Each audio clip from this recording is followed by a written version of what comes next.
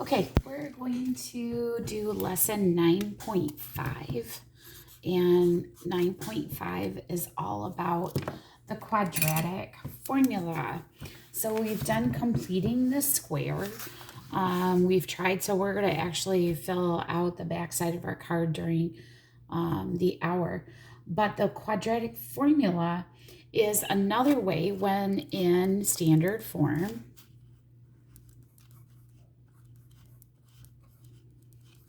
Okay, that we can go ahead and find those zeros. So this would help when, you can't factor. We can actually use the quadratic formula to find the zeros. And in fact, we can find those zeros that we couldn't find with square roots. So here is the formula. So notice that I'm using A's and B's and C's. That's because they're the coefficients from up here. And here we go. Okay. So it's kind of interesting because when we do this, I like to show students this. It does take a while, but I do like to show you that this is a possibility, but I also like for you to then have an opportunity to go back and factor if you want. So for example, let's do this problem. 2x minus 5x plus 3, okay? And the first thing I'm going to do is we're going to use, so this is A, this is B, and this is C. If you'd like to review that part, you can, or rewrite it. Okay, here we go. So my formula was a negative B. So it's already negative, so two negatives make a positive. Okay, I'll come back and deal with that in a second. Negative 5 squared, which is B, minus 4 times 2 times 3, all over 2 times 2, which was A. Okay? So two negatives make a positive. That's a plus 5. All right. This answer will always be positive because you're squaring it. So that's going to be 25. I'm going to put a minus. 4 times 2 is 8. Times 3 is 24. All over 2 times 2 is 4. Okay, keep going. 5 plus and minus the square root of 1 all over 4. So what's the square root of 1? Well, the square root of 1 is 1. So now I have two situations. 5 plus 1 divided by 4, which is 6 over 4 and 3 halves. Okay, that's 1, 0. Or I have 5 minus 1 over 4, which is 4 over 4, which is 1. Okay, see how that works? So you can use the quadratic formula. Now stop for a second. Let's go back up to this problem. How could we have solved this a different way? Well, I don't like doing the difference of two squares here because I don't like this 2 out front. Could I use the Cole-Brooklyn method? Well, I could. X squared minus 5x plus 6 equals 0. All right, x minus 2 and 3. But it's twice as big, so got to divide by 2. So my answer is, remember, these are set equal to 0, so x is 1 and x is 3 halves. Now, friends, which ones seem to have a little less work? Right, so if you can factor, give it a try. Maybe factoring wouldn't be such a bad idea, okay? Let's try one more because really that's the whole thing to this problem. The nice thing is, as long as it is in the quadratic standard, okay, then that's all you have to worry about. Okay, so, I could over here think about, oh, well, I wonder if I could do the Cole-Brooklyn method. So that'd be x squared plus 2x minus 21. Factors of 21. Oh, there are none. So I wouldn't be able to factor this anyway.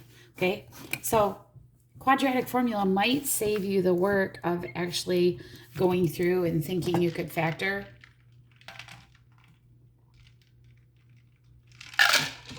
So here we go. Negative b, that's 2, plus and minus the square root of 2 squared minus 4 times a negative 3 times 7, all over 2 times a negative 3. Okay, negative 2 plus and minus, all right, this is 4. So negative 4 times, or let me do 4 times, I'd put the negative there. 4 times, that'd be negative 12 times 7. That would be a negative 84. 2 negatives make a positive, all over a negative 6. Okay, so I'm going to go this way. Negative 2 plus and minus the square root of 88 over negative 6. Now, I'm going to have to use my handy dandy calculator, okay? So this is what you need to do. You have 2 scenarios, right? Negative 2 plus the square root of 88 divided by a negative 6. And negative 2 minus the square root of 88 divided by negative 6. So I'm going to put that in on my calculator. Negative 2 plus the square root of 88. Okay, I'm going to hit equals and then divide by a negative 6. So this top one is negative 1.23. We always go to 2 decimal places. Okay. All right, the next one, minus square root of 88. Okay, now divide by negative 6, and I get a positive 1. Ooh, I think I better round that up. 1.9.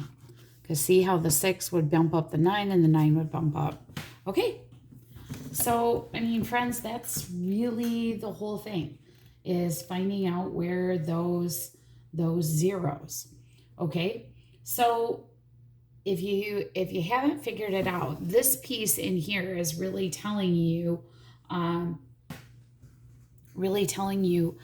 whether or not it's going to be a real part of the parabola if you're going to actually go through the x-axis, and that's called the discriminant.